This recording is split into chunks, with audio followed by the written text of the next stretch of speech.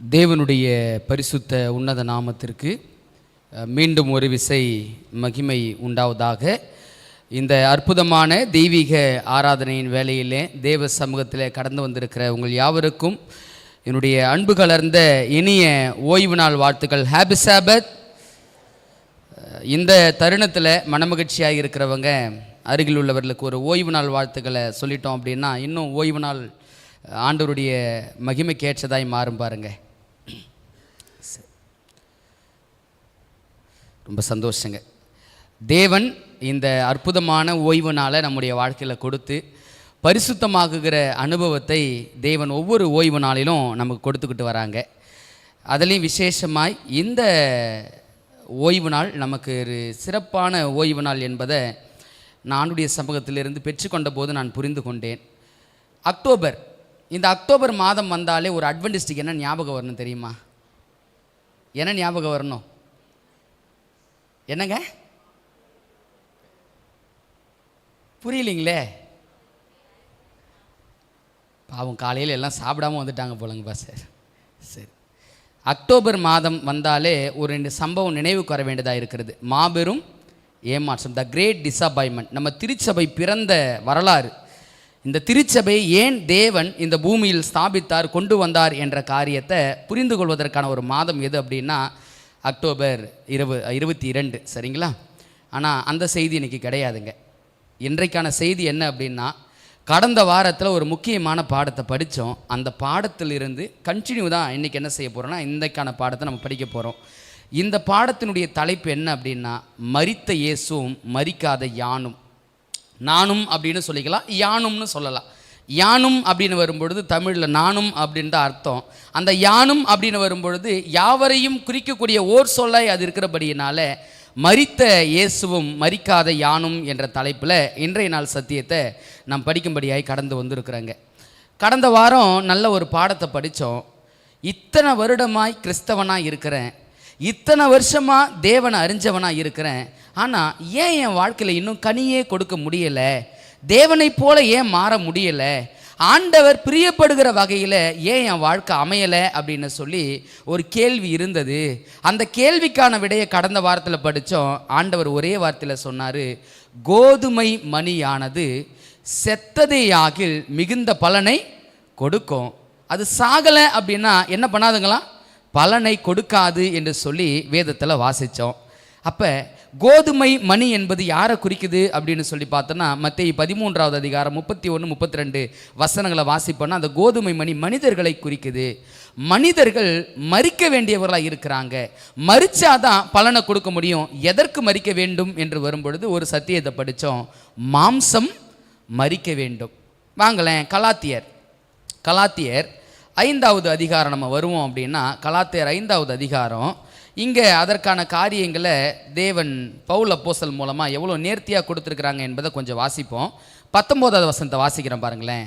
மாம்சத்தின் கிரியைகள் வெளியரங்கமாக இருக்கின்றன, அவை யாவன, விபச்சாரம், வேசித்தனம், அசுத்தம், காமவிகாரம், விக்கிரகாராதனை, பில்லிசூனியம், பகைகள், விரோதங்கள், வைராக்கியங்கள், கோபங்கள், சண்டைகள், பிரிவினைகள், மார்க்க பேதங்கள், பொறாமைகள், கொலைகள், வெறிகள், களியாட்டுகள் முதலவைகளே. இது எல்லாம் என்னங்களா? மாம்சம். இந்த மாம்சம் மரிச்சாதான் வசனம் 22 நம்ம கிட்ட வருங்களாம். 22 என்ன?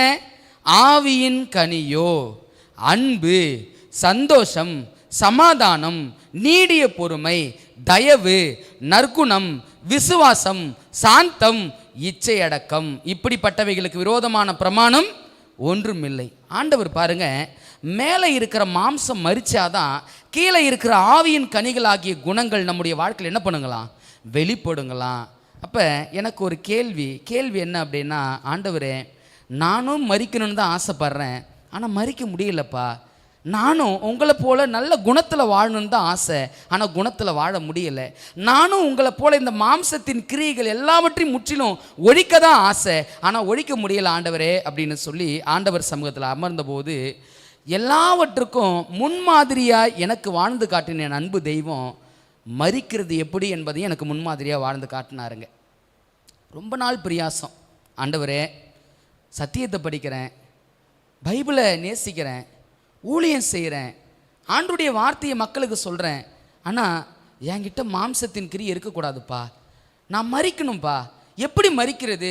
சில நேரம் வேதம் சொல்லுகிற அந்த வார்த்தையின் அடிப்படையில் நான் வாழணும் அப்படின்னு பிரியப்படுறேன், ஆனால் வாழ முடியலையா ஆண்டவரே, நான் எப்படிப்பா மரிக்கிறது, மாம்சத்துக்கு மடிக்கிறது எப்படி அப்படின்னு சொல்லி நீங்கள் சொல்லி கொடுப்பீங்களா ஆண்டவரே அப்படின்னு சொல்லி ஜெபம் தொடர்ச்சியாக போய்கிட்டு இருந்துச்சுங்க. வேதாகமத்தில் எத்தனையோ சம்பவம் இருக்குது. ஒரு 5 இடத்துல இயேசு எனக்கு மரித்து காட்டினார். நான் அந்த சம்பவத்தை படிக்கும் பொழுது நான் எங்கே மரிக்கணும் அப்படின்ற விஷயத்தை நான் புரிஞ்சுக்கிட்டேன். நிறைய சம்பவம் இருக்குது. நமக்கு நேர குறைவினால என்ன செய்ய போகிறேன்னா ஒரு 5 சம்பவங்களை மாத்திரம்தான் இன்றைக்கி நான் காட்ட போகிறேன். மரிக்கிறது எப்படி? கோதுமை மணியானது செத்ததையாகில் மிகுந்த பலனை கொடுக்கும், அது சாகலைன்னா பலனை கொடுக்காது. என் தெய்வம் எனக்கு மரித்து காட்டினாரு. என் தெய்வம் மரித்த இடத்தை நான் போய் படிக்கும் பொழுது நானும் மரிக்கிற அனுபவத்துக்குள்ளே வரும்படியான உதவிகளை தேவன் செய்தார். இந்த சத்தியத்தை கேட்டு இந்த இடத்தை விட்டு கடந்து போகிற நீங்களும் நானும் மரித்தவர்களாய் கடந்து போவோம் அப்படின்னா நிச்சயமாகவே மரித்தோரிலிருந்து உயிர்த்தெழுப்பின தேவன் நம்மையும் மீண்டுமாக உயிர்த்தெழுப்புவார் என்பதில் எந்தவித சந்தேகமும் இல்லை. ஒரு சிறு ஜெபத்தோடு கூட மரிக்கிறது எப்படின்னு பார்க்கலாங்களா? அப்பா பிதாவே, உங்கள் சமூகத்துக்கு முன்பதாக வந்து நிற்கிறோம். வேதம் என் மனமகிழ்ச்சியாக இல்லாமல் போயிருந்தால் என் துக்கத்திலே நான் அமிழ்ந்து போயிருப்பேன்னு சொன்ன தாவீதுக்கு நாங்கள், ஆமாம்ப்பா, உங்கள் சத்திய வசனம் மட்டும் எங்கள் வாழ்க்கையில் இல்லைன்னா நாங்கள் என்னைக்கோ மாண்டு போயிருப்போம் ராஜா. உங்கள் வேதத்தின் மகத்துவங்களை அடிக்கடி எங்கள் கண்களுக்கு முன்பதாக கொண்டு வந்து இந்த பூமியில் நல்ல வாழ்க்கையை வாழ்வதற்கு எங்களுக்கு உதவி செய்து வரீங்க. இந்த நாளிலும் மாம்சத்திற்கு உட்பட்டவர்களாக இருக்கிற நாங்கள் மகிமையான தேவனுக்குள்ளாக உட்பட நாங்கள் பிரியாசப்படுறோம். நாங்கள் எப்படி சாகணும் அப்படின்னு எங்களுக்கு சொல்லிக் கொடுங்கப்பா. எங்கெங்கெல்லாம் நாங்கள் சாக வேண்டியதாக இருக்கிறது, கோதுமை மணியானையே நாங்கள் மரிக்கிறது எங்கெல்லாம் என்பதை எங்களுக்கு சொல்லிக் கொடுங்க தெய்வமே. நாங்கள் மரிக்கணும்ப்பா. நாங்கள் இப்போ மரிச்சாதான் உங்களோடு நாங்கள் உயிர்த்தெழுந்து அந்த பரலோக ராஜ்யத்துக்குள்ளாக செல்ல முடியும் என்பதை நாங்கள் விசுவாசிக்கிறோம். ஆவியானவர் பேசட்டும். அற்பனுடைய வார்த்தை அல்ல, அற்பனுடைய சிந்தை அல்ல, ஆவியானவரே எங்களோடு பேச வேண்டுமாய் மீட்பெரும் இரட்சகரமாக இருக்கிற இயேசு கிறிஸ்துவின் புண்ணிய நாமத்தில் ஜெபிக்கிறோம். எங்கள் ஜெபம் கேளும் நல்ல பிதாவே, ஆமேன். அன்பானவர்களே, முதலாவதாக முதல் சம்பவத்தை நம்ம படிக்க போகிறோம். கிறிஸ்து மரித்த இடம் எங்கே இருக்கிறது அப்படின்னு சொல்லி நம்ம வேதாகமத்தில் வாசிப்போம் அப்படின்னா, அவர் மாம்சத்துக்கு மரித்த ஒரு சில இடங்களை வேதாகமத்தில் என்னால் பார்க்க முடிஞ்சிச்சு. அதில் முதல் சம்பவம் எங்கே அப்படின்னா யோவான் 13வது அதிகாரம். யோவான் 13வது அதிகாரம். இந்த 13வது அதிகாரத்துக்கு வருவோம் அப்படின்னா இங்கே ஒரு மிக முக்கியமான சம்பவம் நடக்குது. அந்த சம்பவத்தில் இயேசு எப்படி மரிச்சார்னு பாருங்களேன் மாம்சத்துக்கு. இன்றைக்கி இந்த சத்தியத்தை படிக்கிற நாமும் எங்கே மரிக்க வேண்டியவர்களாக இருக்கிறோம் அப்படி என்பதை புரிஞ்சிக்கலாம். 1வது வசனத்துலேருந்து நான் வாசிக்கிறேன், கொஞ்சம் வேதாகமத்தில் கவனத்தோடு கவனிங்க. ரொம்ப முக்கியமான சத்தியங்க. பஸ்கா பண்டிகைக்கு முன்னே இயேசு இவ்வுலகத்தை விட்டு பிதாவினிடத்திற்கு போகும்படியான தம்முடைய வேலை வந்தது என்று அறிந்து தாம் இவ்வுலகத்தில் இருக்கிற தம்முடையவர்களிடத்தில் அன்பு வைத்தபடியே முடிவு பரியந்தமும் அவர்களிடத்தில் அன்பு வைத்தார். அப்போ நம்ம படிக்க போகிற சம்பவம் அன்புக்கு உடன்பட்ட சம்பவம்.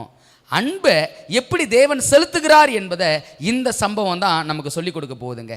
இங்கே நம்ம தொடர்ந்து வாசிக்கிறதுக்கு பதிலாக சம்பவம் தெளிவாக நம்ம வாசிக்கணும் அப்படின்னா 2வது வசனத்திலிருந்து வாசிப்போம். சீமோனின் குமாரனாகிய யூதாஸ் காரியத்து அவரை காட்டுக் கொடுக்கும்படியாக பிசாசானவன் அவன் இருதயத்தை தூண்டின பின்பு அவர்கள் போஜனம் பண்ணி கொண்டிருக்கையில் தம்முடைய கையில் பிதா எல்லாவற்றையும் ஒப்பு கொடுத்தார் என்பதையும் தான் தேவனிடத்திலிருந்து வந்ததையும் தேவனிடத்திற்கு போகிறதையும் இயேசு அறிந்து, அடுத்த வார்த்தையை கவனிங்க, போஜனத்தை விட்டெழுந்து வஸ்திரங்களை கழட்டி வைத்து ஒரு சீலையை எடுத்து அறையிலே கட்டிக்கொண்டு பின்பு பாத்திரத்தில் தண்ணீர் வார்த்து சீஷருடைய கால்களை கழுவவும் தாம் கட்டிக்கொண்டிருந்த சீலையினால் துடைக்கவும் தொடங்கினார். சம்பவம் என்ன அப்படின்னா, அவர் சிலுவையில் மரிக்கக்கூடிய ஒரு சம்பவம் வரப்போகிறது. அந்த சம்பவத்திற்கு முன்பதாக பஸ்கா பண்டிகையை ஆசரிக்கிற ஒரு சம்பவத்தை பற்றி இந்த யோவான் 13வது அதிகாரத்தில் வாசிக்கிறோம். இந்த பஸ்கா பண்டிகையில் யாரெல்லாம் கலந்துருக்கிறாங்க அப்படின்னா 12 சீஷர்கள், அவரோடு கூட யார் இருக்கிறது? இயேசு கிறிஸ்து இருக்கிறார். இப்போ அந்த பஸ்கா பண்டிகையில் அந்த கால் கழுவும் ஆராதனைக்குள்ளாக அவர்கள் கடந்து செல்லணும். இந்த 13 பேரும் அந்த ஆராதனையில் தான் இருக்கிறாங்க. அங்கே செய்ய வேண்டிய எல்லா காரியங்களும் ஆயத்தப்பட்டாயிற்று. ஆயத்தப்பட்ட போதிலும் அங்கு 13 பேர் இருக்கிறாங்க. அந்த 13 பேர்ல 13 பேரும் அந்த ஆராதனையில் பங்கெடுக்கும்படியாய் வந்தவர்கள் தான். ஆனால் 13 பேரும் யார் முதலில் இறங்குவது என்பது தான் அங்கே மிகப்பெரிய கேள்வி. 12 சீசர்கள் இருக்கிறாங்க, பாத்திரம் பச்சாச்சு, பாத்திரத்தில் தண்ணியும் இருக்குது, எல்லாமே இருக்குதுங்க. எல்லாமே இருந்த போதிலும் இந்த ஆராதனையில் யார் முதலாவது இறங்குவது என்பது தான் கேள்வியாக இருந்துச்சு.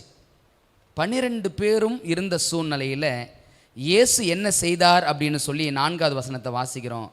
போஜனத்தை விட்டெழுந்து வஸ்திரங்களை கழற்றி வைத்து ஒரு சீலையை எடுத்து அறையிலே கட்டிக்கொண்டு பின்பு பாத்திரத்தில் தண்ணீர் வார்த்து சீஷருடைய கால்களை கழுவவும் தாம் கட்டிக்கொண்டிருந்த சீலையினால் துடைக்கவும் தொடங்கினார்.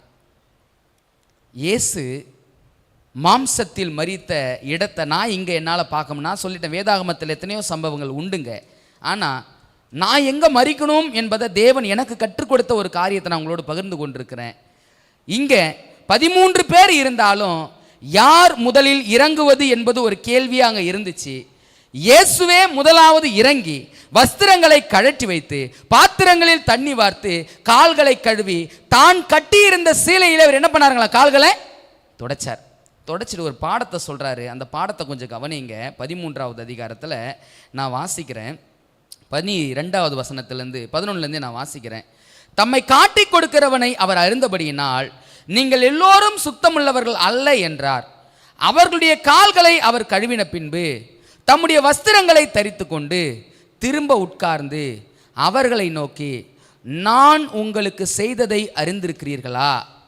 நீங்கள் என்னை போதகர் என்றும் ஆண்டவர் என்றும் சொல்லுகிறீர்கள்.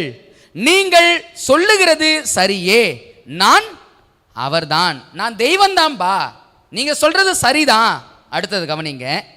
ஆண்டவரும் போதகரும் ஆகிய நானே உங்கள் கால்களை கழுவினது உண்டானால் நீங்களும் ஒருவருடைய கால்களை ஒருவர் கழுவ கடவீர்கள்.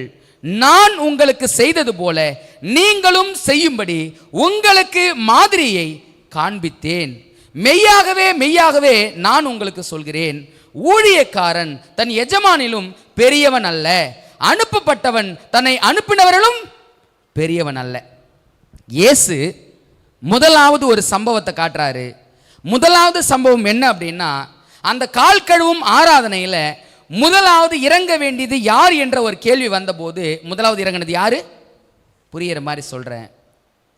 முதலாவது காலை பிடிச்சது யாருங்க? ஆண்டவர் சொல்கிறாரு, நீங்கள் என்ன போதகர்னு சொல்கிறீங்க, நீங்கள் என்ன ஆண்டவர்னு சொல்கிறீங்க, உண்மைதான், நான் தெய்வந்தான். ஆனால் தெய்வமாகிய நானே இறங்கி உங்கள் கால்களை நான் பிடிக்கிறேன் அப்படின்னா நீங்கள் எம்மாத்திரம் உங்களுக்கு முன்மாதிரியாக நான் ஒரு சம்பவத்தை சொல்லி காட்டுறேன் அப்படின்னா நீங்கள் எப்படியாக இருக்க வேண்டும் என்பதை யோசித்து பாருங்கள். நான் இந்த சம்பவத்தை வாசித்து எனக்கு ஒரு கேள்வி எழும்பியது. அந்த கேள்வி என்ன அப்படின்னா, ஆண்டவரே இதில் நான் மறிக்க வேண்டிய இடம் எதுப்பா? ஆண்டவர் சொன்னார், நம்ம ஆரம்பத்தில் வாசித்தோம், அவர் ஆதியிலே அன்பு வைத்தபடியே முடிவு பரியந்தமும் என்ன பண்ணாருங்களா? அன்பு வைத்தாராம். முதல் கேள்வி, நீ அன்பா இருக்கிற அப்படின்னு சொல்ற, உண்மையாகவே உன் மாம்சத்துக்கு நீ மரித்தவனா இருந்த அப்படின்னா உன்கிட்ட முதலாவது ஒரு காரியம் காணப்பட வேண்டியதா இருக்கிறது. அந்த காரியம் என்ன அப்படின்னா, முதலாவது இறங்கி போவது யாருங்களா? மரித்தவரால் மட்டும்தான் இறங்க முடியுங்க. எதுக்கு மரித்தவங்க?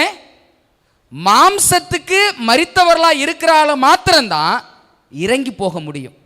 நீங்கள் சிந்திச்சு பாருங்க, ஒரு பிரச்சனைன்னு வந்துடுச்சு, நடக்கக்கூடாத காரியங்கள் நடந்துடுச்சு, வருத்தம்தான், பாரம்தான், கஷ்டம்தான். ஆனால் உண்மையான அன்பு என் உள்ளத்துக்குள்ளாக இருக்கும் அப்படின்னா ஃபஸ்ட்டு யாருங்க காலை பிடிக்கணும்? யார் காலை பிடிக்கணும்?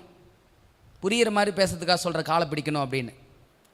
ஆண்டவர் முதலாவது இறங்கி பாதத்தை பிடிச்சாரு, காலை பிடிச்சாரு, பிடிச்சிட்டு சொன்னார், ஆண்டவராகிய நானே இந்த காரியத்தை செய்கிறேன் அப்படின்னா நீங்களும் அதை செய்யும்படி உங்களுக்கு நான் முன்மாதிரியை காட்டியிருக்கிறேன் அப்படின்னு சொல்றாங்க.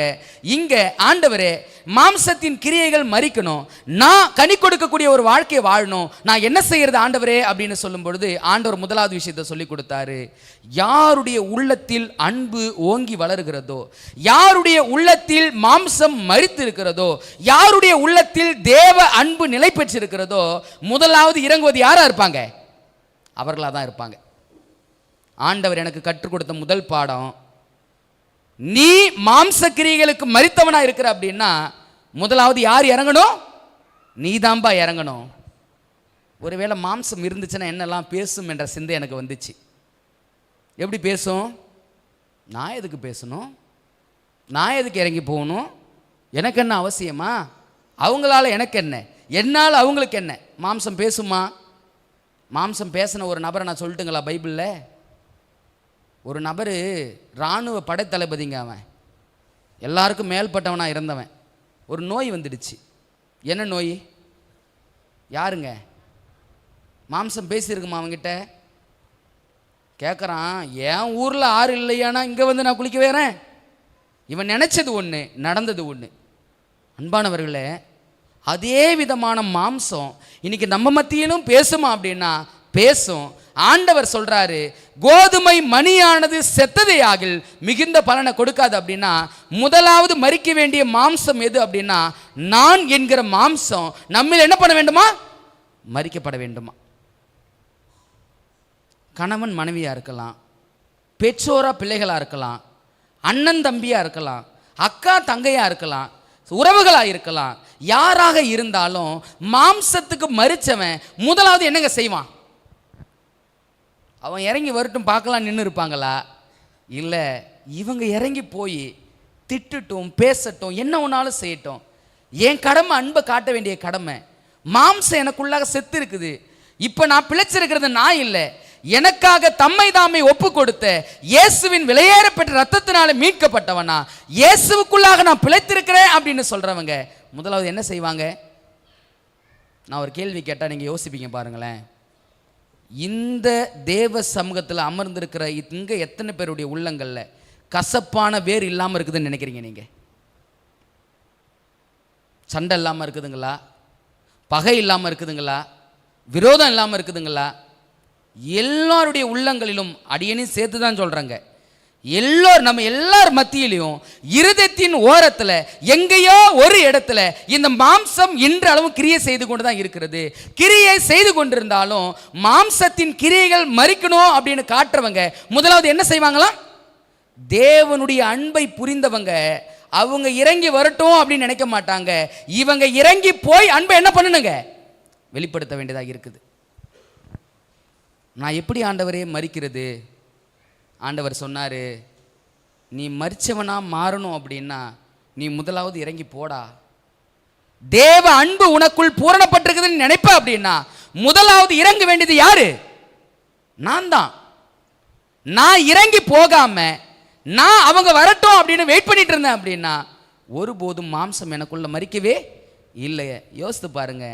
ஆண்டவர் சொல்றாரு, நீங்க சொல்றபடி தெய்வம் நான் தான்பா, ஆனா தெய்வமாகிய நானே வந்து காலை பிடிக்கிறேன் அப்படின்னா நீ ஏமாத்துறோம். அன்பானவர்களே, இறங்கி போகிற குணம் இல்லாம பரலோகத்துக்குள்ள நுழைஞ்சிடலாம் நினைக்கிறீங்களா? ஒருபோதும் முடியாது, ஒருபோதும் முடியாது. சில நேரங்களில் தவறுகள் நடக்கும் பொழுது தவறு புரியட்டும் அப்படின்னு விலகி இருக்கிறது காரியங்கள் உண்மைதான், நான் இல்லைன்னு சொல்ல வரல. ஆனால் அந்த விலகி இருக்கிற காரியங்கள் நிரந்தரமாக போகும் அப்படின்னா ஒருபோதும் மாம்சத்தின் கிரியைகளை நீங்கள் நானும் ஒழிக்கவும் முடியாது, ராஜ்யத்துக்குள் பிரவேசிப்பதற்கான வாய்ப்பு ஒருபோதும் கிட்டாது. ஆண்டவர் முதலாவது ஒரு விஷயத்தை சொல்லி கொடுத்தாரு. பிரச்சனைகளாக இருக்கட்டும், பாரங்களாக இருக்கட்டும், காரியங்களாக இருக்கட்டும், முதலாவது இறங்கி போவது யார் என்பதை நீ உன் வாழ்க்கையில் வெளிப்படுத்தணும் அப்படின்னு சொல்லி எனக்கு முன்மாதிரியாக இருந்த என் தெய்வம் எனக்கு சொல்லி கொடுத்தாருங்க. சில நேரங்களில் இந்த அனுபவங்கள் உங்களுக்குள்ளே வந்திருக்கலாம். நமக்கு மனசு சொல்லுந்தான், போ இறங்கி போ அப்படின்னு சொல்லும். முதல் கணவன் மாம்சம் பேசுமா பேசாதா? என்ன பேசும்? எதில் குறைஞ்சவன் நீ பாரு, நீ ஒரு ஊழியக்காரன், நீலாம் இறங்கி போகக்கூடாது. நான் என்ன வச்சு தாங்க சொல்லிக்கிட்டு இருக்கிறேன். மாம்சம் பேசுமா? பேசுங்க. ஆனால் மாம்சம் பேசுகிற பொழுது நாம் அதை மறிக்க ஒப்பு கொடுக்கல அப்படின்னா, இறங்கி போவது முதலாவது நீங்கள் நானும் இல்லை அப்படின்னா, ஒருபோதும் மாம்சத்தின் கிரியை நம்ம விட்டு போகவே போகாது. நாம் மரித்த அனுபவத்துக்குள்ள வரவே முடியாது. பரலோக ராஜ்யத்துக்குள்ளாக போக பிரியப்படுகிற ஆயத்தப்படுகிறாகிய நீங்கள் நானும் இந்த அனுபவத்துக்கு நீங்கள் நானும் மரிச்சிருக்கிறோமா என்பதை யோசித்து பாருங்கள். சில நேரங்களில் என் குடும்பத்தில் நான் ஏதாவது வார்த்தைகள்னால என் மனைவியை ஏதாவது பேசிட்டேன் அப்படின்னாலும் ஆண்டவர் என்கிட்ட பேசுவார். என்ன தெரியுங்களா பேசுவார்? நீ போய் இறங்கி ஃபஸ்ட்டு. நானே தான் பேசுவேன். நான் ஏன் அந்த காரியத்தை சொல்கிறேன் அப்படின்னா, மாம்சத்துக்கு மரித்தவன் எதில் அதை வெளிப்படுத்துவான் அப்படின்னா, யார் முதலாவது இறங்கி போகிறான் என்பதில் தான் வெளிப்படுத்துவாங்களாம். கிறிஸ்து மாம்சத்துக்கு மரித்து காட்டினாரு, முதலாவது யார் காலை பிடிக்கிறது? அன்பானவர்களே, ஆவியின் கனிகளாகிய ஆவியின் கனியாகிய அந்த குணம் நாம் அடைய வேண்டும் என்றால் இந்த குணம் முதலாவது நம்மை விட்டு மரித்திருக்க வேண்டும். எத்தனை பேர் இன்னைக்கு இறங்கி போகிற இடத்துல இருக்கிறோம்? எத்தனை பேர் இறங்கி போய் சமாதானம் ஆகக்கூடிய ஒரு சூழலுக்குள்ளாக நம்ம வாழ்ந்து கொண்டிருக்கிறோம்? ஆண்டவர் முதலாவதாக மாம்சத்தில் மரிச்சு காட்டின சம்பவம் இதுதாங்க. இன்னைக்கு இந்த அனுபவத்துக்குள்ளாக எத்தனை பேர் கடந்து வந்திருக்கிறோன்னு யோசித்து பாருங்க. நிறைய பேர் ரொம்ப டயர்டாகிட்டு இருக்கிறாங்க. யாரெல்லாம் கண்ணை மூடுறாங்க பார்த்துட்டு ஒரு வசனத்தை வாசிக்க சொல்லிடுவோம். சரி, இரண்டாவது சம்பவம் ஆண்டவர் மாம்சத்துக்கு மரித்த இரண்டாவது ஒரு சம்பவத்தை நம்ம வாசிக்க போகிறோம். மத்தேயு 26வது அதிகாரம். மத்தேயு 26வது அதிகாரம். இந்த 26வது அதிகாரத்தில் ஒரு மிக முக்கியமான சம்பவம் நடக்குது. ஆண்டவர் மரித்த இடம் எது அப்படின்னு பாருங்களேன். மாம்சத்துக்கு மரித்த இடம் எது என்பதை வேதாகமும் நமக்கு அழகாக சொல்லி கொடுக்குது. எங்கே வாசிக்க போகிறோம்? மத்தேயு 26வது அதிகாரம். 26வது அதிகாரத்தில் சம்பவம் என்ன அப்படின்னு வாசிப்போம் அப்படின்னா, யூதாஸ் காரியத்தினுடைய சம்பவத்தை நம்ம இங்கே தெளிவாக என்ன பண்ண முடியுதுன்னா வாசிக்க முடியுதுங்க. யூதாஸ் காரியத்து இயேசுவை காட்டி கொடுக்கும்படியாய் அவன் என்ன செய்கிறான் அப்படின்னா புறப்பட்டு வரான். நமக்கு எல்லாருக்குமே சம்பவம் தெரிந்தபடியினால நான் அந்த வார்த்தையை மாத்திரம் நான் வாசித்து நான் உங்களுக்கு அந்த சம்பவத்தை விளக்கி சொல்ல நினைக்கிறேன். மத்திய 26வது அதிகாரம் வசனம் 48லேருந்து நான் வாசிக்கிறேன். கொஞ்சம் கவனமாக கவனிங்க. அவரை காட்டி கொடுக்கிறவன் நான் எவனை முத்தம் செய்கிறோன்னு அவன்தான், அவனை பிடித்து கொள்ளுங்கள் என்று அவர்களுக்கு அடையாளம் சொல்லியிருந்தான். உடனே அவன் இயேசுவினிடத்தில் வந்து ரபி வாழ்க என்று சொல்லி அவரை முத்தம் செய்தான். இப்போ 50 வசனத்தை பாருங்க. இயேசு அவனை நோக்கி, சிநேகிதனே, என்னத்திற்காக வந்திருக்கிறாய்? இந்த சம்பவத்தை கொஞ்சம் யோசித்து பாருங்க. இயேசு கிறிஸ்து யூதாஸை பார்த்து என்ன வார்த்தையை சொன்னாரு? சிநேகிதனே, என்னத்திற்கு வந்திருக்கிறாய்? ஏங்க இவன் எதுக்கு வந்திருக்கிறான் ஆண்டவருக்கு தெரியாதா? தெரியும்ல. பந்தியில் இருக்கும்போதே தன்னை காட்டி கொடுக்கிறவன் யார் என்பதை ஆண்டவர் அறிந்திருந்தார் இல்லை? பாருங்களேன், தன்னை காட்டி கொடுக்கிறவனும் தெரியும், தனக்கு துரோகம் இழைத்தவனும் தெரியும், தாம் மரணத்துக்கு ஒப்புக் கொடுப்பதற்கு இவன் மூலமாய் தான் காரியம் நிறைவேற வேண்டியதாக இருக்கிறது என்பதையும் ஆண்டவர் அறிந்திருந்தார். அறிந்திருந்தாலும் கூட அந்த யூதாஸ் காரியத்தை தேவன் என்ன சொன்னார்? சிநேகிதனே. இதே இடத்துல நீங்கள் நானும் இருந்திருந்தோம் அப்படின்னா, ஒருவேளை இதே காட்டி கொடுக்கிற சம்பவத்தில் யாரோ ஒருவன், நம்முடைய பக்கத்து வீடோ எதிர் வீடோ, நம்முடைய சகோதரனோ சகோதரியோ யாரோ ஒருத்தவங்க இந்த சம்பவத்தில் இருந்திருப்பாங்க அப்படின்னா, இயேசு இடத்துல நீங்களும் யூதாஸ் இடத்துல மற்றவர்களும் இருந்திருப்பாங்க அப்படின்னா எத்தனை பேர் சொல்ல முடியும்? சகோதரனே அப்படின்னு சொல்ல முடியுமா?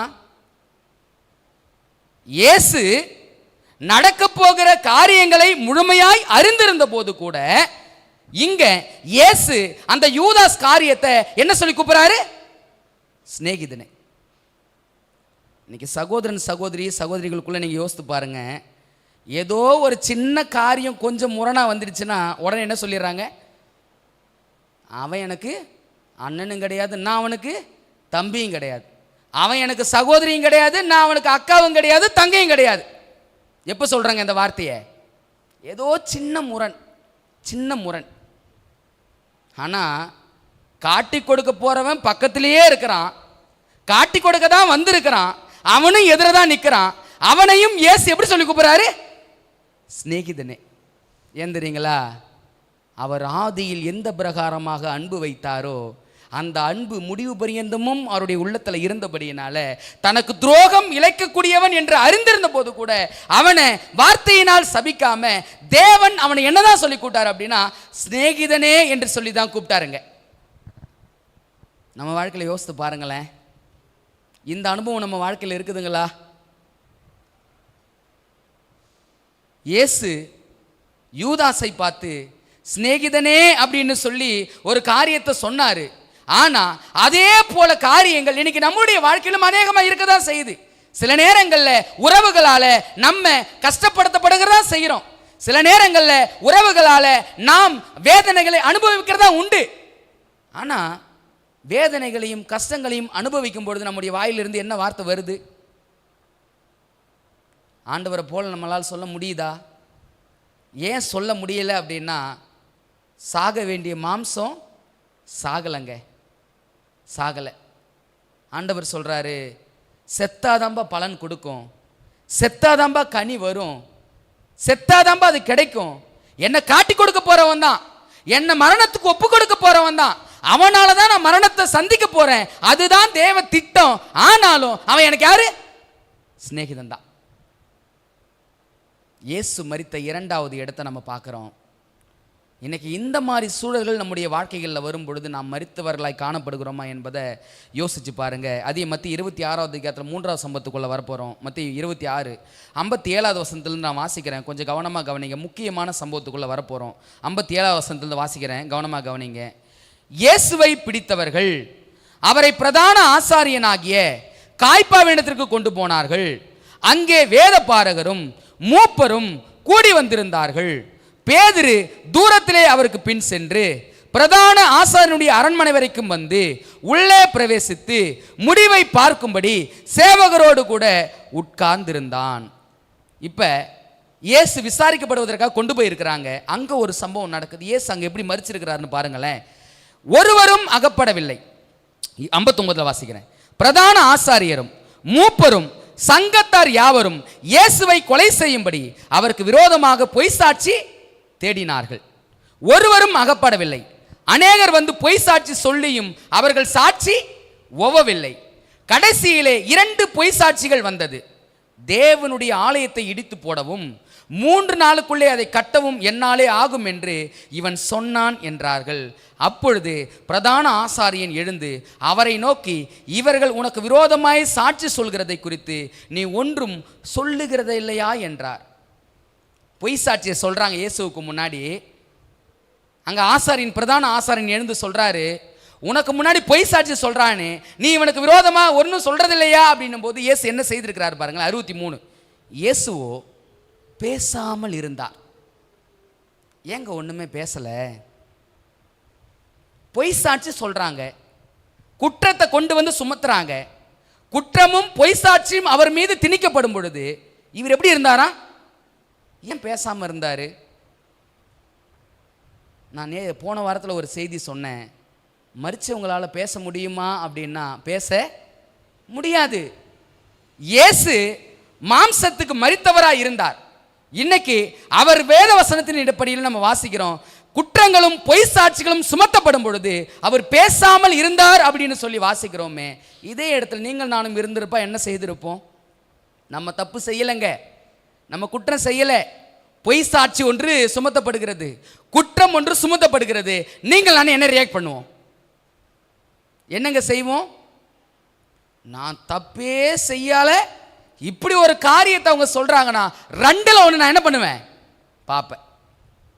இறங்குவோமா? இங்கே இயேசு குற்றத்தை செஞ்சார் அப்படின்னு காரியங்களை பார்க்குறோம் இல்லைங்க. குற்றமே செய்யாதவர் பொய் சாட்சியை கொண்டு வந்து தான் சொல்றாங்க. ஆனா இயேசு பேசாமல் இருந்தார் சொல்லி வாசிக்கிறோம். ஏன் இயேசு பேசாமல் இருந்தார் தெரியுங்களா உங்களுக்கு? அவர் மாம்சத்துக்கு மரித்திருந்தார்.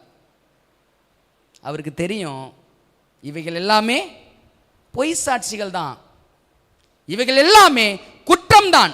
நான் செய்யாத போகிலும் இந்த குற்றம் என் மேல் சுமத்தப்படுகிறது, இந்த குற்றம் நிச்சயமாக நிரூபணம் செய்யப்படும் என்பதை இயேசு அறிந்தபடியினால அவர் பேசாமல் இருந்தார் என்று சொல்லி நம்ம வாசிக்கிறோங்க. இன்றைக்கி ஒரு பழியை நம்ம மேலே நம்ம பிள்ளைகள் மேலே போட்டாங்கன்னா இன்றைக்கி என்ன ரியாக்ட் பண்ணுறேன்னு சிந்திச்சு பாருங்களேன். செய்யாத ஒரு தப்பை செஞ்சிட்டாங்க அப்படின்ற ஒரு காரியத்தை ஒரு வேளை கொண்டு வந்துட்டாங்க அப்படின்னா நம்முடைய மாம்சம் நம்மளை எந்த அளவுக்கு கொண்டு போய் நிறுத்துகிறது என்பதை சிந்திச்சு பாருங்களேன். அன்பானவர்களே, இயேசு குற்றங்கள் சுமத்தப்படும் பொழுது அவர் பேசாமல் இருந்தார். நான் கேட்டேன், ஏன் ஆண்டவரே, பொய் சாட்சி தானே சொல்கிறாங்க, நீங்கள் அங்கே நிரூபிச்சிருக்க முடியுமே ஆண்டவரே, ஏன் ஆண்டவரே பேசலை? சொல்கிறேன் வாப்பா. அடுத்த ஒரு சம்பவத்தை வாசிக்க போகிறோம் பாருங்களேன். அந்த சம்பவத்தில் இயேசு எப்படி மரிச்சிருக்கிறார் என்பதை வேதாகமம் நமக்கு அழகாக சொல்லி கொடுக்குது. அது 26வது அதிகாரத்தில் 64லிருந்து 68 வரைக்கும் வாசிக்க போகிறேன். கொஞ்சம் கவனத்தோடு கவனிங்க. ரொம்ப மிக முக்கியமான சம்பவம் இதுவும். 64லிருந்து 68 வரைக்கும் நான் வாசிக்கிறேன், கவனிங்களேன். 26, 64வது வசனத்துலேருந்து 68வது வசனம் வரைக்கும் அதில் வருகிற வார்த்தையை மாத்திரம் நான் கொஞ்சம் வாசிக்கிறேன், நீங்கள் கொஞ்சம் கவனமாக கவனிங்க. அதற்கு இயேசு, நீ சொன்னபடிதான் அன்றியும் மனுஷகுமாரன் சர்வ வல்லருடைய வலது பாரசத்தில் வீற்றிருப்பதையும் வானத்தின் மேகங்கள் மேல் வருவதையும் இது முதல் காண்பீர்கள் என்று உங்களுக்கு சொல்கிறேன் என்றார். அப்பொழுது பிரதான ஆசாரியன் தன் வஸ்திரங்களை கிழித்து கொண்டு, இவன் தேவதூஷணம் சொன்னான், இவனை சாட்சிகள் நமக்கு வேண்டியது என்ன? இதோ இவன் தூஷணத்தை இப்பொழுது கேட்கிறீர்களே, உங்களுக்கு என்னமாய் தோன்றுகிறது என்று கேட்டான். அதற்கு அவர்கள், மரணத்திற்கு பாத்திரனாய் இருக்கிறான் என்றார்கள். அப்பொழுது அவருடைய முகத்தில் துப்பி, அடுத்த வார்த்தையை கவனிங்க, அவரை குட்டினார்கள். சிலர் அவரை கன்னத்தில் அறைந்து, கிறிஸ்துவே, உம்மை அடித்தவன் யார்? அதை ஞான திருஷ்டியினால் எங்களுக்கு சொல்லும் என்றார்கள். அடுத்த சம்பவத்தை வாசிக்கிறோம். அடுத்த சம்பவத்தை பார்க்கும்பொழுது இயேசுவின் முகத்தில் காரி, நீங்கள் ஒரு கணம் சிந்திச்சு பாருங்க, பரலோகம் இந்த காட்சி எப்படி பார்த்துருக்கோம்?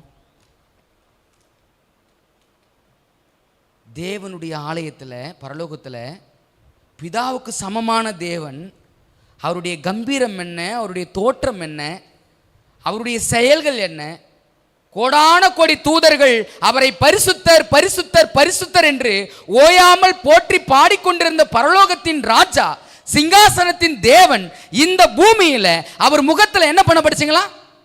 காரி துப்பி. காரி துப்பும் போது பரலோகம் என்ன செய்திருக்கும்? ஒருவேளை இந்த சம்பவம் இந்த பூமியில் உங்களுக்கோ எனக்கோ நிகழ்ந்தது அப்படின்னா நம்ம என்ன செய்திருப்போம்னு யோசித்து பாருங்களேன். என்ன செய்திருப்போம்? காரி துப்புனாங்க. காரி துப்பி தலையில் என்ன பண்ணாங்களா? கொட்டுனாங்க.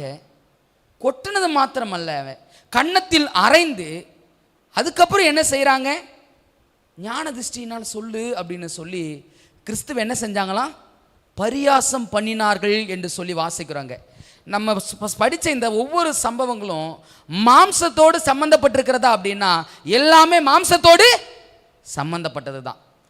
ஆனால் மாம்சத்தோடு சம்பந்தப்பட்ட எந்த விஷயத்திலையும் இயேசு ஏன் ரியாக்ட் பண்ணவே இல்லை? இயேசு ஏன் ஒரு இடத்துல கூட அவர் அதற்கான எந்த காரியத்தையும் வெளிப்படுத்தவே இல்லை? ஏன் தெரியுங்களா? வசனத்தை வாசித்தோம். அவர் ஆதியில் அன்பு வைத்த பிரகாரமாகவே முடிவு பரியந்தமும் அன்பு வைத்தார். அன்பு உள்ள இருக்கிற இருதயத்தில் எது கிரியை செய்யாது? மாம்சம் கிரியை செய்யாதுங்க. மாம்சத்தின் கிரியை எந்த உள்ளத்தில் உண்டோ அங்கே எது இல்லை? அன்பு இல்லை என்று நம்ம பார்க்குறோம். அந்த 26வது தொடர்ந்து வாசிப்போம் அப்படின்னா, சிலுவையில் அடித்து தொங்க விட்டுருக்குறாங்க. போகிறவங்க எல்லாம் சொல்கிறாங்களாம், இவர் தான்பா யூதரின் ராஜா, பா நீ கடவுள் அப்படின்னா முதலாவது உன்னை நீ விடுவிச்சிக்க, பிறகு நீ எங்களை என்ன பண்ணு வந்து விடுவி பார்ப்போம். பரியாசம் பரியாசம் பண்ணு போகிற பொழுது கூட போல ஆண்டவர் ஒரு காரியத்தையும் அவர் செய்யவே இல்லை.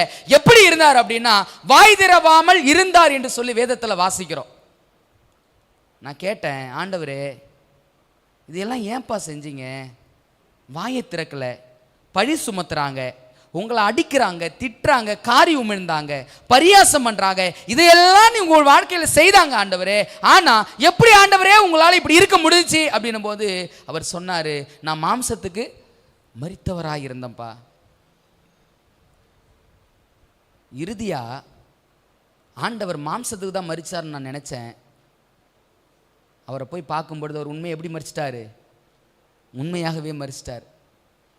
யாருக்காக ஆண்டவரே மரிச்சிங்க அப்படின்னா, நீ மாம்சத்தில் மரிக்க வேண்டும் அப்படின்னா நான் உண்மையாகவே மரிக்க வேண்டியதாக மாறிடுச்சுப்பா. நீ யோசிச்சு பாரு, மாம்சம் உனக்குள்ளாக மரிச்சிருக்குதா?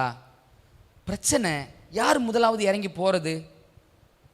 குற்றங்கள் சுமத்தப்படுகிறது. என்ன செய்கிற அந்த நேரத்தில்? இங்க இயேசுவின் முகத்தில் காரி உமிழ்ந்தாங்க. காரி உமிழ்ந்த போது அவர் யார் அப்படின்னா தேவாதி தேவன் என்று சொல்லி பார்க்கிறோம். தேவனுடைய முகத்தில் காரி உமிழ்ந்த போது கூட அவர் என்ன செய்யல? ஒரு ரியாக்ட் பண்ணல. ஏன் அப்படின்னா மாம்சம் அவருக்குள்ளாக மரித்திருந்தது. எல்லாவற்றையும் யாருக்காக சுமந்தார் அப்படின்னா, நான் மாம்சத்தில் மரித்து நான் ஜீவனுக்குள்ளாக பிரவேசிக்க வேண்டும் என்பதற்காக அவர் எனக்கு முன்மாதிரியாக மாம்சத்தில் மரித்து பரலோக ராஜ்யத்துக்குள்ளாக அவர் பிரவேசிக்கும்படியான பாக்கியத்தையும் நன்மையும் வழியும் எனக்காக அவர் என்ன பண்ணாருங்க? இந்த பூமியில் உண்டு பண்ணிட்டு போனார். கிறிஸ்துவுக்குள் அன்பானவர்களே, ஒரே ஒரு காரியத்தை நீங்கள் சிந்திச்சு பாருங்க. இன்னைக்கு நாம் இந்த பூமியில் வாழ்ந்து கொண்டிருக்கிறோம். எத்தனை வருட கிறிஸ்தவனாவனால் நீங்கள் நானும் இருக்கலாம், பிரச்சனை இல்லைங்க. ஆதி கிறிஸ்தவனாக இருக்கலாம், பாதி கிறிஸ்தவனாக, யாராக வேணாலும் இருக்கலாம். ஆனால் மாம்சத்திற்கு நாம் மரிச்சிருக்கிறோமா என்பதை யோசிச்சு பாருங்க. இயேசு மரித்த ஒரு 5 இடங்களை நம்ம பார்த்தோம். இயேசு மரித்த 5 சம்பவங்களை பார்த்தோம். இந்த 5 சம்பவங்களும் மாம்சத்திற்கு உட்பட்டது. இன்னைக்கு அதே சம்பவங்கள் இந்த பூமியில் உங்களுக்கு எனக்கும் நிகழ்ந்து கொண்டுதான் இருக்கிறது. ஆனால் மாம்சத்தில் இந்த காரியங்கள் நிகழும் பொழுதெல்லாம் நாம் எந்த விதமான குணங்களை இந்த பூமியில் வெளிப்படுத்தி கொண்டிருக்கிறோம்? நாம் எந்த விதமாக இந்த பூமியில் வாழ்ந்து கொண்டிருக்கிறோம்?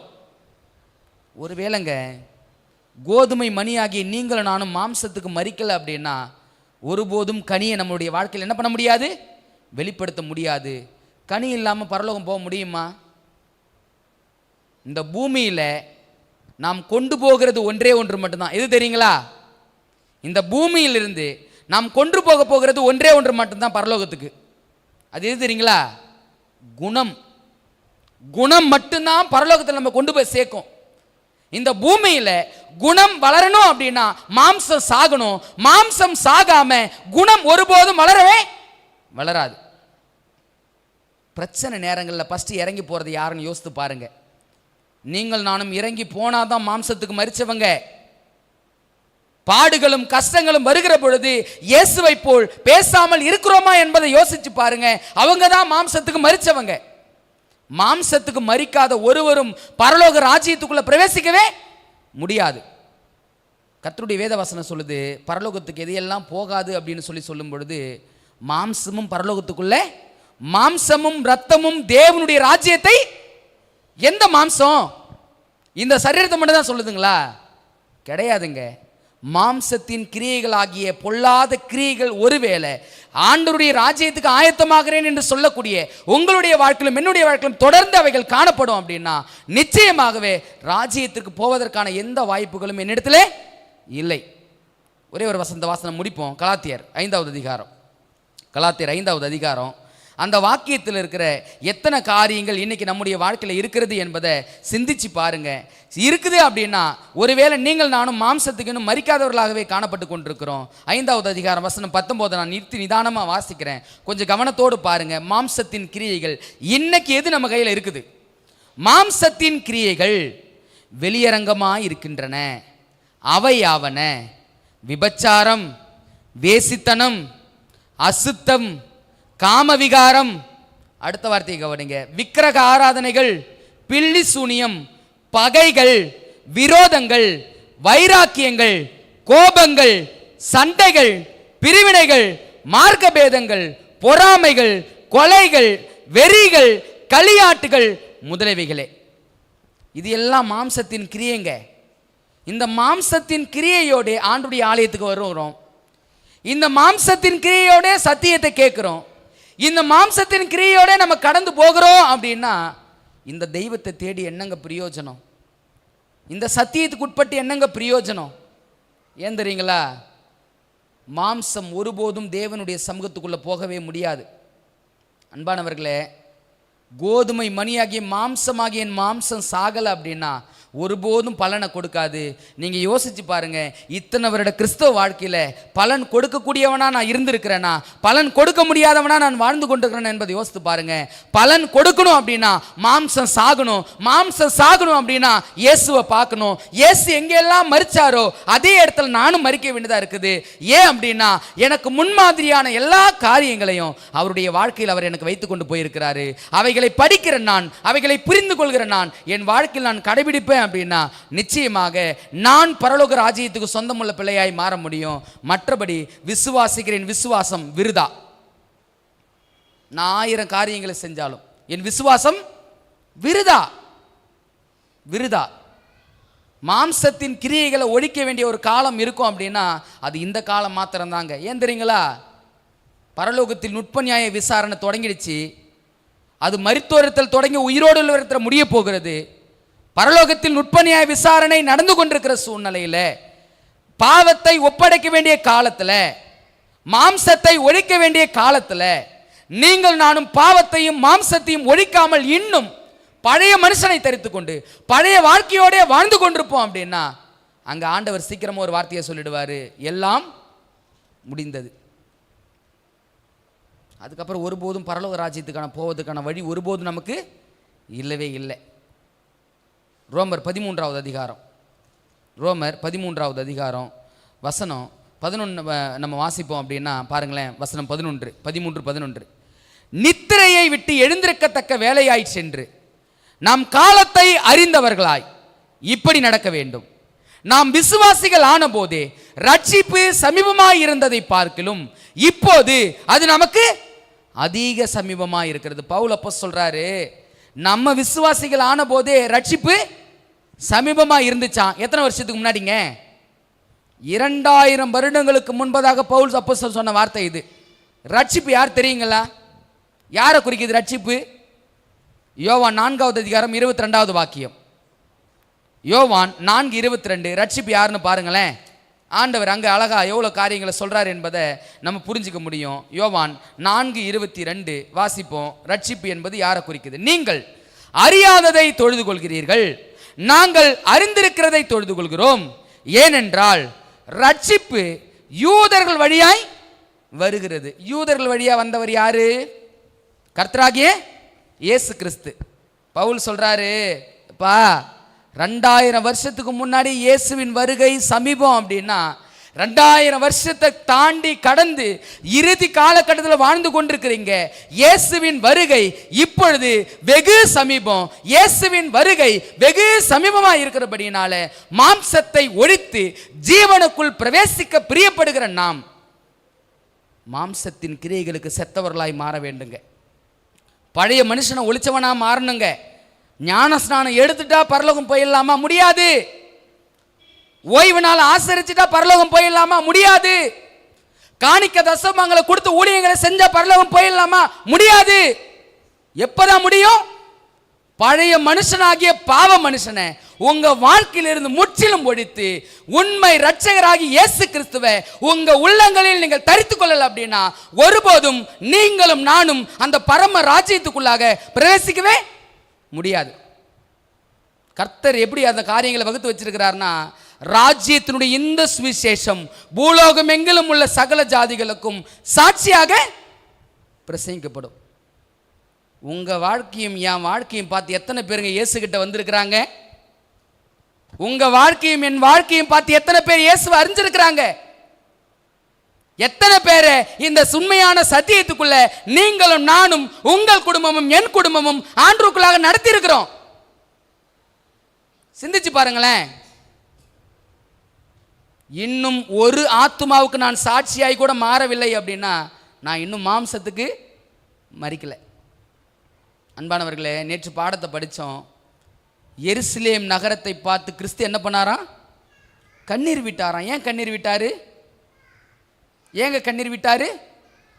உன்னை சந்திக்கும் காலத்தை நீ அறியாமல் போனபடியினால், உன் சத்துருக்கள் உன்னை சூழ மதில் போட்டு உன்னை தரையாக்கி போடுகிற காலம் வரும் என்று சொன்னார் பாருங்க. அவரை சந்திக்கிற காலத்தை நீங்கள் நானும் அறியாம இதே மாம்சத்தின் கிரியோடு சண்டை, விரோதம், பகை, காரியங்கள் இப்படியே வந்து நம்ம ஆண்டுடைய சமூகத்தில் உட்காருவோம் அப்படின்னா ஒருபோதும் நீங்கள் நானும் தேவனுடைய ராஜ்யத்துக்குள்ள போகவே முடியாது. செவன்த் அட்வென்டிஸ்ட் திருச்சபையில் மெம்பராக இருக்கலாம், எங்க மெம்பராக மாற முடியாது, பரலோகத்துக்கு மெம்பராக மாற முடியாது. அன்பானவர்களே, ஆண்டவருடைய பாரத்தை புரிந்து கொண்டு மாம்சத்தை ஒழிக்க வேண்டிய காரியங்களை மாம்சத்தை ஒழித்து தேவனை சந்திக்கிற காலத்தில் அவருக்கேற்ற அவரை சந்திக்க ஆயத்தப்படுகிற அந்த ஆயத்தத்தோடு இந்த பூமியில் நம்ம காணப்படுவோம் அப்படின்னா நிச்சயமாகவே நாம் சொல்லுகிற வார்த்தை, இதோ ராஜாதி ராஜா கர்த்தாதி கர்த்தர் இவருக்காகவே காத்திருந்தோம் என்று சொல்லக்கூடிய கூட்டத்தில் நீங்கள் நான் பிரவேசிக்க முடியுங்க. அந்த பாக்கியத்தை ஆண்டவர் தாமே நமக்கு தந்தருள்வாராக. மாம்சத்தை ஒழிப்போம், மரிக்கிற அனுபவத்துக்குள் நீங்கள் நானும் கடந்து வருவோம். கர்த்தர் தாமே நம் அனைவரையும் ஆசீர்வதிப்பாராக. ஆமென்.